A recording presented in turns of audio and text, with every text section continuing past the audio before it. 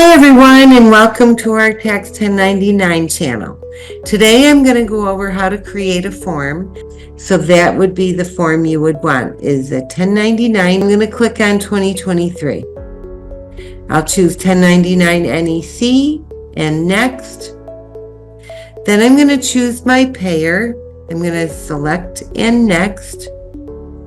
Then I'm going to choose the recipient, select and next. And then this is not a corrected form, so I'm going to go to next. And here's my boxes. I'm going to fill out box 1 for the non-employee compensation.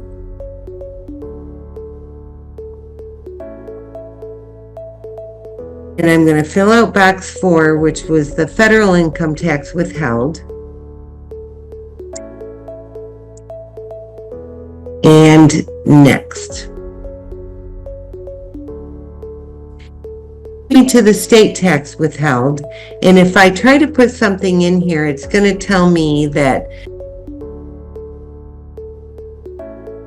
Rhode Island does not participate in the combined federal state filing program.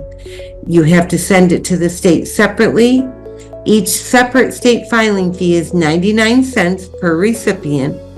And this asks you if you would like Tax 1099 to fulfill the additional state filing requirement. And I'm going to click OK. And then I'm going to save. And I am done. Now, one thing I did want to point out is if you go here, you can choose to have Tax 1099 send the forms to your recipients by United States Postal Service or e-delivery. You can also do tin matching. So you do have those options, and you can click that, and then you can just submit, and you are done. So if you submit for multiple payers,